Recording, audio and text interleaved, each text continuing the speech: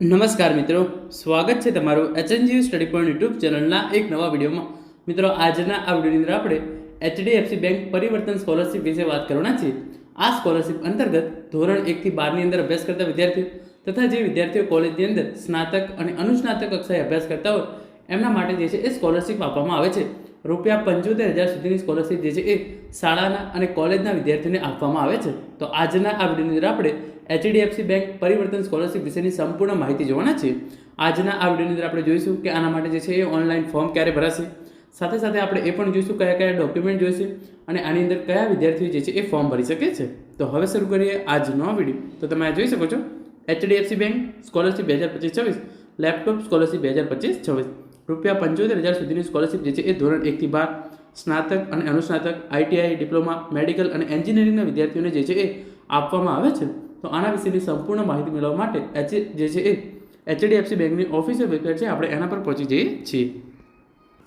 જે આ official website છે એની લિંક નીચે ડિસ્ક્રિપ્શન બોક્સની અંદર આપવામાં આવેલી છે. તમે જોઈ શકો છો, એચડીએફસી બેંક પરિવર્તન સ્કોલરશિપ જે છે એ HDFC bank ECSS programme 2025-26 up to INR 75,000 એટલે કે ₹75,000 સુધીની સ્કોલરશિપ જે છે એ તમને મળવાપાત્ર છે.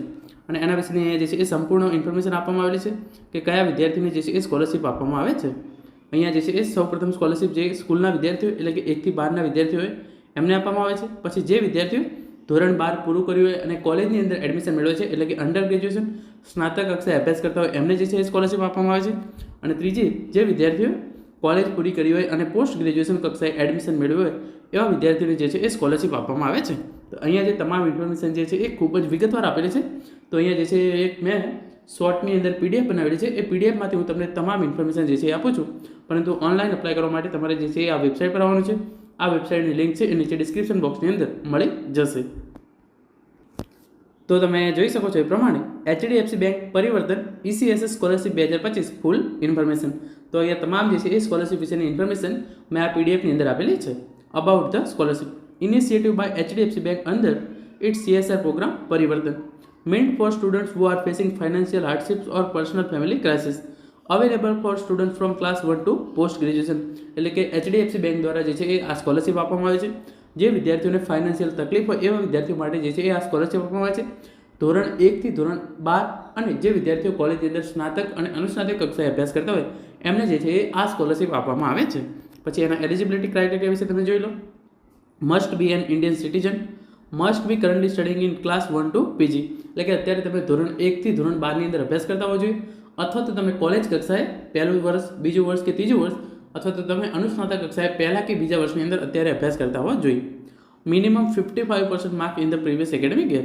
તો ધોરણ 1ના વિદ્યાર્થી માટે જે છે એ માર્ક્સ ગણવામાં નથી આવતા, પરંતુ જે બીજા તમામ વિદ્યાર્થી માટે છે મિનિમમ 55% તમારે જે છે એ પાછલા વર્ષે આવેલા હોવા જોઈએ. ફોર એક્ઝામ્પલ, અત્યારે તમે જે છે એ ધોરણ 12 પૂરું કર્યું છે અને કોલેજની અંદર એડમિશન મેળવ્યો છો, તો તમારે ધોરણ 12 ની અંદર મિનિમમ 55% જે છે એ આવેલા હોવા જોઈએ. Family income should be less than or equal to 2.5 lakh per year. તો 2.5 લાખ રૂપિયા કરતાં તમારી જે છે એ વાર્ષિક આવક ફેમિલીની ઇન્કમ 2.5 લાખ રૂપિયા કરતાં ઓછી હોવી જોઈએ, તો તમને જે આ સ્કોલરશિપ છે એ મળવાપાત્ર છે. Preference given to students who recent crisis situation, loss of parent, job, illness, natural calamities. તો જે વિદ્યાર્થીઓને સૌથી વધારે જરૂરિયાત હોય એટલે કે એમને કોઈ પણ પ્રકારની જે છે એ મુશ્કેલીનો સામનો તાજેતરમાં કરવો પડ્યો હોય એવા વિદ્યાર્થીઓને આ સ્કોલરશિપ આપવામાં પ્રેફરન્સ આપવામાં આવે છે. હવે આપણે વાત કરીએ કે કયા કયા કોર્સના વિદ્યાર્થીઓ જે છે એમને સ્કોલરશિપ આપવામાં આવે છે. સૌપ્રથમ સ્કૂલ સ્ટુડન્ટ્સ, જે 1 થી 6 ની અંદર અભ્યાસ કરતા હોય એ વિદ્યાર્થીઓ, અને જે વિદ્યાર્થીઓ 7 થી 12 ની અંદર અભ્યાસ કરતા હોય એવા વિદ્યાર્થીઓને આ સ્કોલરશિપ જે છે એ આપવામાં આવે છે. ડિપ્લોમા, આઈટીઆઈ, પોલિટેકનિકલ, તમે એક કોર્સ કરતા હોય તો પણ તમને જે છે આ સ્કોલરશિપ આપવામાં આવે છે. પછી અંડર ગ્રેજ્યુએટ કોર્સિસ જનરલ, તમે BA, BCom, BSc, BCA કરતા હોય, અથવા તો પ્રોફેશનલ અંડર ગ્રેજ્યુએશન કોર્સિસ જેવું કે એન્જિનિયરિંગ, મેડિકલ, લો, એમાંથી કોઈ પણ કોર્સ કરતા હોય તમને આ સ્કોલરશિપ જે છે એ મળવાપાત્ર છે. પછી પોસ્ટ ગ્રેજ્યુએશન કોર્સની અંદર MA, MCom, MSc, BEd તમે કરતા હોય, અથવા તો પ્રોફેશનલ જેવા MBA, MTech, તમે કોઈ પણ કોર્સ કરતા હોય તમને આ સ્કોલરશિપ જે છે એ મળવાપાત્ર છે. એટલે કે ધોરણ 1 થી 12ના તમામ વિદ્યાર્થીઓ અને સ્નાતક કક્ષાએ અને અનુસ્નાતક કક્ષાએ કોઈ પણ કોર્સ કરતા વિદ્યાર્થીઓ હોય એમને આ સ્કોલરશિપ જે છે એ મળવાપાત્ર છે. અહીંયા તમને કેટલી સ્કોલરશિપ આપવામાં આવે છે એની ઇન્ફોર્મેશન જે છે અહીંયા આપવામાં આવેલી છે, તમે જોઈ લો. જે વિદ્યાર્થીઓ ધોરણ 1 થી 6 ની અંદર અભ્યાસ કરે છે એમને દર વર્ષે ₹15,000 સ્કોલરશિપ એચડીએફસી બેંક દ્વારા આપવામાં આવે છે. ધોરણ 7 થી 12 ડિપ્લોમા, આઈટીઆઈ અને પોલિટેકનિકની અંદર અભ્યાસ કરતા હોય એવા વિદ્યાર્થીઓને દર વર્ષે 18,000 રૂપિયા સ્કોલરશીપ જે છે એ આપવામાં આવે છે. જે વિદ્યાર્થીઓ યુજી જનરલ એટલે કે BA, BCom, BSc વગેરે જેવા કોર્સ કરતા હોય એમને ₹30,000 સ્કોલરશીપ દર વર્ષે HDFC બેંક દ્વારા આપવામાં આવે છે. અને યુજી પ્રોફેશનલ જે આપણે ઉપર જોયા હતા કે જે વિદ્યાર્થીઓ લોની અંદર અભ્યાસ કરતા હોય, એન્જિનિયરિંગની અંદર અભ્યાસ કરતા હોય એવા વિદ્યાર્થીઓને દર વર્ષે ₹50,000ની સ્કોલરશીપ જે છે એ આપવામાં આવે છે. અને પીજી જનરલ એટલે કે જે વિદ્યાર્થીઓ MA, MCom, MSc વગેરે જેવા કોર્સ કરતા હોય એવા વિદ્યાર્થીઓને દર વર્ષે ₹35,000ની સ્કોલરશીપ જે છે એ HDFC બેંક દ્વારા આપવામાં આવે છે. અને પીજી પ્રોફેશનલ એટલે કે જે વિદ્યાર્થીઓ જે આપણે ઉપર જોઈએ એ પ્રમાણે MBA વગેરે જેવા કોર્સ કરતા હોય એમને ₹75,000ની સ્કોલરશીપ દર વર્ષે HDFC બેંક દ્વારા આપવામાં આવે છે. તો તમે જોઈ શકો છો ધોરણ 1 થી 12 સ્નાતક અને અનુસ્નાતક તમામ કોર્સના વિદ્યાર્થીઓ માટે જે છે એ સ્કોલરશીપ આપવામાં આવે છે. અને મેક્સ ટુ મેક્સ સ્કોલરશીપ જે છે એ ₹75,000 સુધીની આપવામાં આવે છે. હવે આપણે આગળ વાત કરીએ તો તમે જોઈ શકો છો કયા કયા તમારે ડોક્યુમેન્ટ જોઈએ છે આની અંદર ઓનલાઈન ફોર્મ ભરવા માટે. તો document required recent passport size photograph, તમારે પાસપોર્ટ સાઇઝનો ફોટોગ્રાફ જોશે. પ્રીવિયસ યર માર્કશીટ એટલે કે તમારી છેલ્લા સેમેસ્ટર અથવા તો છેલ્લા વર્ષનો તમે જે પણ અભ્યાસ કર્યો છે એની એક માર્કશીટ જોઈશે. ID પ્રૂફ જોઈશે. એના માટે આધાર કાર્ડ, ચૂંટણી card, PAN card, driving licence તમે ગમે તે એકનો ઉપયોગ કરી શકો છો.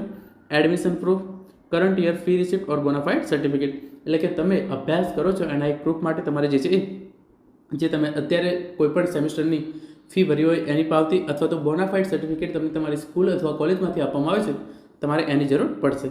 Bank account proof, bank passbook or cancel cheque. તો બેંક તમારી સ્કોલરશીપ જે છે એ બેંક અકાઉન્ટની અંદર જમા કરે છે તો તમારી બેંક પાસબુક અથવા કેન્સલ કરેલો ચેક હોય તમારે એ જે છે એ જમા કરાવવો પડશે. અને income certificate from government authority તમારો જે આવકનો દાખલો હોય પિતાનો તમારે એ પણ જમા કરાવવો પડશે. અને crisis document if applicable, medical reports, death certificate etcetera એટલે કે તમારે કોઈ રિસન્ટની અંદર તમારા પિતાનું અથવા કોઈનું અવસાન થયું હોય અથવા તો તમારે કોઈ મોટી ખરાબ સિચ્યુએશન આવી ગઈ એવું તમારે કોઈ પણ ડોક્યુમેન્ટ હોય તો તમે એ પણ જોડી શકો છો. એના કારણે તમને જે છે આ સ્કોલરશીપ મળવાના ચાન્સીસ જે છે એ વધી જશે. તો ઇન શોર્ટ તમારે આ તમામ ડોક્યુમેન્ટ છે એની જરૂર પડશે. હવે આપણે આગળ વાત કરીએ તો તમે જોશો આની અંદર ઓનલાઈન અપ્લાય જે છે એ કેવી રીતે કરવાનું રહેશે. અપ્લાય ઓનલાઈન થ્રુ બડી ફોર સ્ટડી પોર્ટલ ઓર HDFC બેંક ECSS વેબસાઇટ. તો જે બડી ફોર સ્ટડી પોર્ટલ છે એની લિંક અને જે HDFC બેંકનું ECSSની વેબસાઇટ છે એ બંનેની લિંક છે એ નીચે ડિસ્ક્રિપ્શન બોક્સની અંદર આપવામાં આવેલી છે. ત્યાં જે તમારે રજિસ્ટ્રેશન કરવાનું છે, પછી આખું ફોર્મ ભરવાનું છે, ડોક્યુમેન્ટ અપલોડ કરવાના છે અને એપ્લિકેશન ફોર્મ જે છે એ સબમિટ કરવાનું છે. અને ફોર્મ ભરવાની જે છેલ્લી તારીખ છે એ સપ્ટેમ્બર 4, 2025 છે. તો તમામ વિદ્યાર્થીઓએ એના પહેલાં આ જે છે એ વેબસાઇટ પર જઈ અને ઓનલાઈન જે છે એ ફોર્મ ભરી દેવાનું છે. જો તમને બીજી એક પણ સ્કોલરશીપ ના મળતી હોય તો તમને જે છે એ HDFC બેંક દ્વારા સ્કોલરશીપ આપવામાં આવે છે અને તમે એનો જે છે એ લાભ લઈ શકો છો. આની અંદર અપ્લાય કઈ રીતે કરવું એ જે છે મેં તમને કહી દીધું. આની અંદર અપ્લાય તમે આ રીતે કરી શકો છો. અને પછી સિલેક્શન પ્રોસેસ કઈ રીતે થશે એટલે કે તમને આ જે છે એ તમામ વિદ્યાર્થીઓ ફોર્મ ભરે છે એ તમામ વિદ્યાર્થીઓને આ સ્કોલરશીપ આપવામાં આવતી નથી. પરંતુ જે વિદ્યાર્થીઓને તમારો academic performance, family income, nature of crisis, document verification કરવામાં આવશે. પછી તમારું એક ઓનલાઈન ઇન્ટરવ્યૂ લેવામાં આવશે ઇફ રિક્વાયર્ડ અને final selection list અનાઉન્સ્ડ on portal. તો આના માટે કોઈ પણ પ્રકારની પરીક્ષા લેવામાં નથી આવતી. તમારે ₹1 જે છે એ ફી ભરવાની નથી. તમે જો સારા બ્રાઇટ સ્ટુડન્ટ હોય તો તમને HDFC બેંક દ્વારા જે છે એ આ સ્કોલરશીપ આપવામાં આવે છે. અને ટેકનિકલ ઓનલાઈન ઇન્ટરવ્યૂ જે છે એની અંદર તમને કોઈ પણ પ્રકારના પ્રશ્નો નહીં પૂછવામાં આવે, પરંતુ ફોર એક્ઝામ્પલ તમારે જે છે એ કોઈ પણ પ્રકારની ઘટના ઘટી હોય તો એના વિશેની વધારે ઇન્ફોર્મેશન મેળવવા માટે આ જે છે એક પ્રકારનું ઇન્ટરવ્યૂ લેવામાં આવશે. આની અંદર તમારે જે છે એ કોઈ પણ પ્રકારની તૈયારી કરવાની જરૂર નથી. તો આ રીતે જે છે પછી છેલ્લે ફાઇનલ સિલેક્શન લિસ્ટ જે છે એ બહાર પાડવામાં આવશે કે આ વિદ્યાર્થીઓ છે એમને HDFC બેંક દ્વારા આ વર્ષે સ્કોલરશીપ આપવામાં આવશે. હવે આપણે આગળ જોઈએ તો તમે જોઈ શકો છો રિન્યુઅલ પોલિસી. તો જે વિદ્યાર્થીઓએ પાછલા વર્ષે આ સ્કોલરશીપ માટે ફોર્મ ભર્યું હોય તેઓ જે છે એ દર વર્ષે સ્કોલરશીપ જે છે એ રિન્યુઅલ કરાવી શકે છે.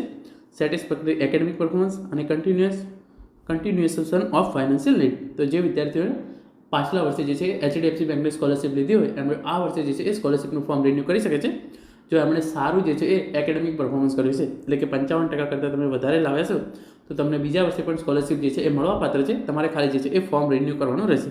અને કન્ટિન્યુએશન ઓફ ફાઇનાન્શિયલ નીડ એટલે કે તમારી જે છે એ પરિસ્થિતિ ખરાબ જ રહે છે તો પણ તમને જે છે એ આપોઆપ સ્કોલરશીપ તમે જે છે એ રિન્યૂ કરી શકો છો.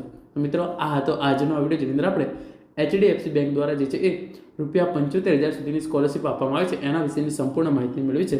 આશા રાખું છું આજનો આ વિડીયો જે છે એ તમને ચોક્કસથી ઉપયોગી થશે અને મને ખબર છે કે હવે આ વિડીયો જોયા પછી તમારા ઘણા બધા પ્રશ્નો જે છે એ ઉદ્ભવશે. તો એ તમામ પ્રશ્નો જે છે એ તમે કોમેન્ટની અંદર પૂછી શકો છો. હું તમામ પ્રશ્નોના જવાબ આપવાનો પ્રયત્ન કરીશ. Thank you so much for watching.